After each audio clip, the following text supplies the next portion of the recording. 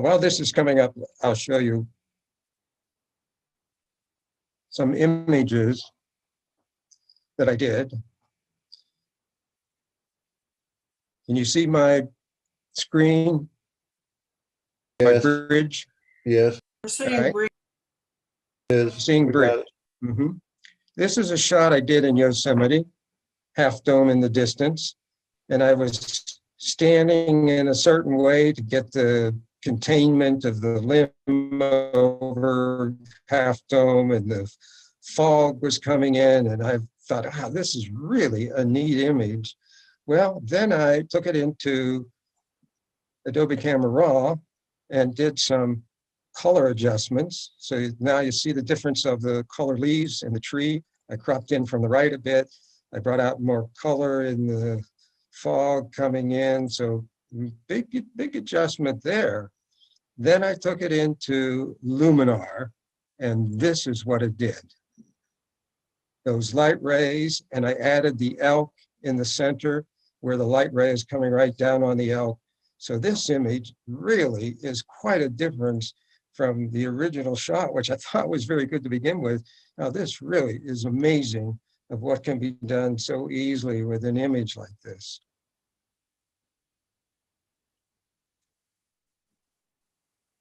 Go to Luminar.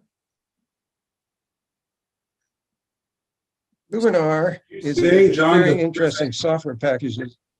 Are you saying that there's an elk button in Luminar? No, no. I put it in from a shot I did up in Catalucci. Anyway, here's Luminar. And when I first got into this software package and I was trying to figure out where do I go and what do I click, it's not very intuitive to me. But one of the things now that I'm learning, and I'll show you today, is I want to bring in an image to work on it. Well, where is that? How do I do that? Well, up in the top here, on the left-hand side, you see the plus sign. And if you hold over your cursor over that, it says add photo. So you can either add a folder or add an image. I'll add an image.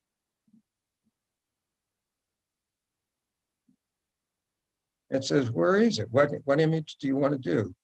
Okay, let me pick one of my images here.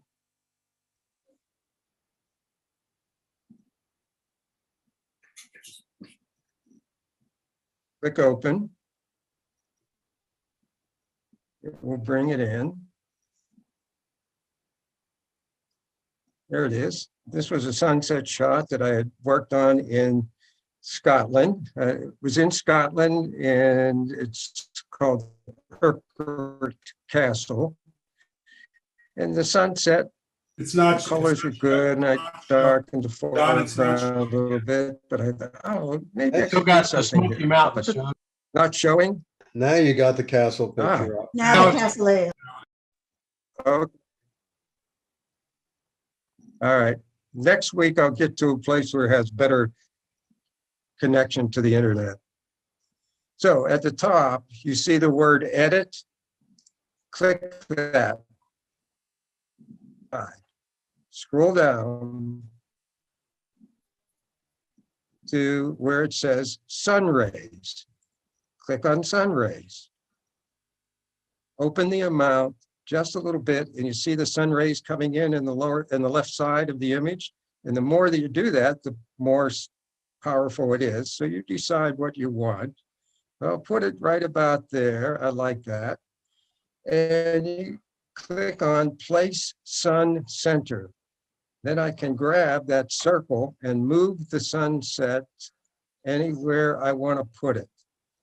So I'm going to put it on the side here because I want the rays to come in and come down onto the castle right about in that area there. And down to the sun settings, do the drop down and white circle there. And sun radius glow, bring it down a little bit. Down to the ray settings, and you can increase the number of rays. You could randomize them and you can warm them. So in this case, I want the sun to be warmer, and I want the sun rays to be warmer. Also, at the top, you have penetration. Penetration means how much do you want these light rays to affect your image? And you can see that I have that. Now, I would like to be able to control how many rays. I don't want these rays in the lower right side and maybe in the upper right side. So if I come up to the top where it says sun rays, move over to the right, the little circle in the middle says add mask. A little thing that looks like an eraser is an eraser. So I could click on that and come over into the image, and it turns it red where it will not affect what I'm doing. And I can, in a sense, remove the rays by erasing them, what we do in Photoshop.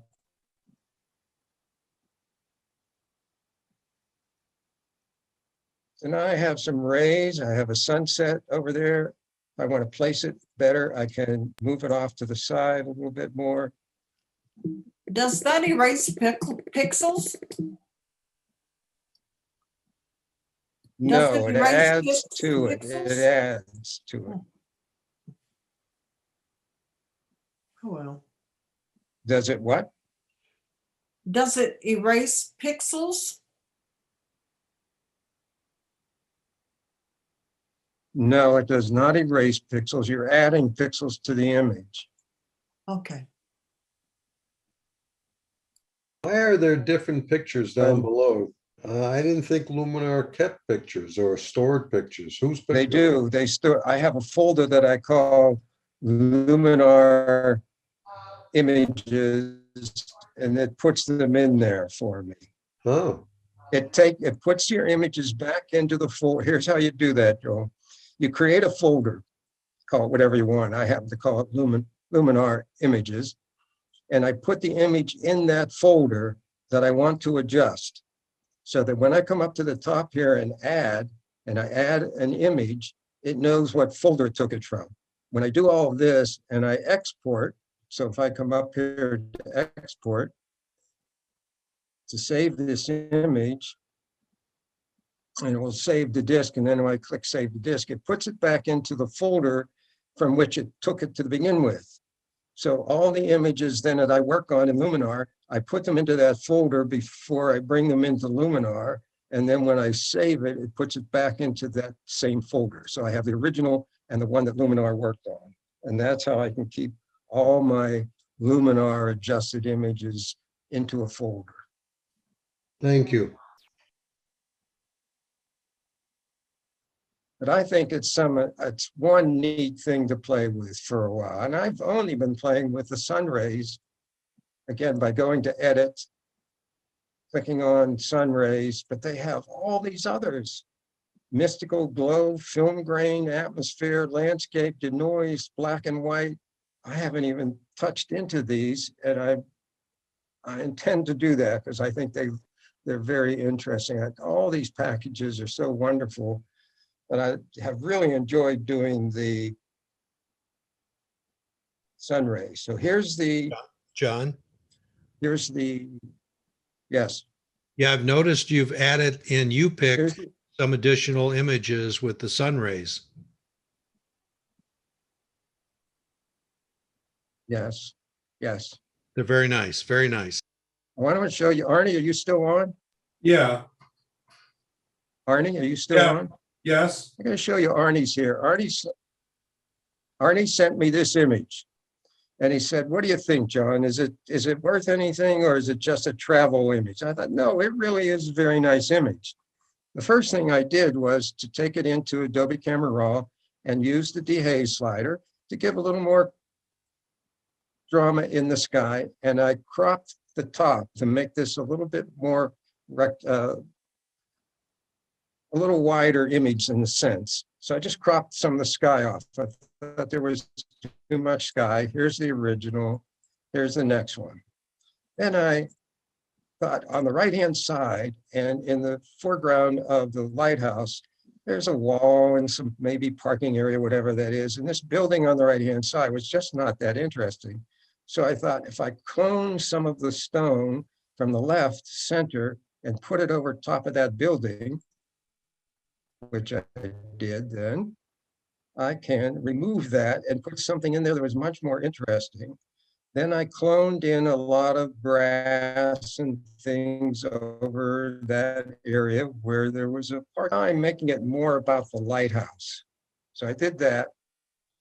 Then I went into Photoshop with replace sky and selected one of the skies.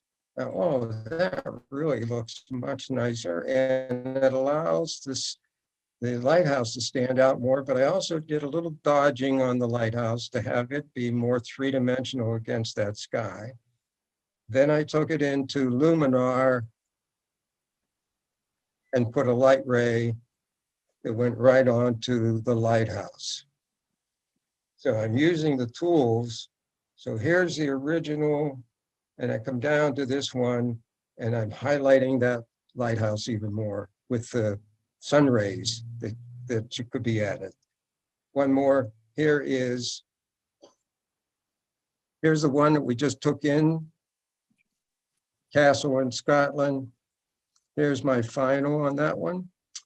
Here is Canyon de Chelly, and the White House ruins up in the mountain its side is where a famous image from Ansel Adams of White House ruins. And so I wanted to be a little different than that, but I was so taken with the whole area. And the light was coming in this way. This is how I shot it. And I enhanced the colors and things. And I thought, oh, take it into into Luminar. Let's see what I can do. So I took it into Luminar and added some light rays. You like or you don't, but I liked what effect it on the right-hand side. So light coming from behind and the rays emphasized that, and the light going right onto the White House ruins made this a much more interesting image overall. Great example. One last Hey, John, one. This is, yes, whenever you're making the changes in Luminar, this is awesome. does it affect the original photo? No, because I then saved it as a separate savings. I don't save it over top of the original. Is that what you're asking? Yes, I just didn't know while you were changing, kind of like in Photoshop, how it'll affect the original if you do forget to save, I guess. No. John, Here do you is prefer to do awesome. that as opposed to starting in the beginning and duplicating the photo to make a copy and working on that? That's a technique that has been around a long time. I tend not to save space in any way, but I just don't worry about, oh, I have the original, because I always have my raw file. Remember, in this case, I said I create a separate folder and I put the image in there that I'm going to work on. So that means I made a copy of my raw file and I put it in the Luminar. So I always have my raw files. I simply protect my raw files. So I don't create separate layers in Photoshop because I always have my raw files. Gotcha. Thank you. So here we have Possum Trot School, and Joel would be aware of what that is. It's over on the Berry College campus. Very campus. Very neat location. So I photographed this and thought I'll bring a little bit more color into it.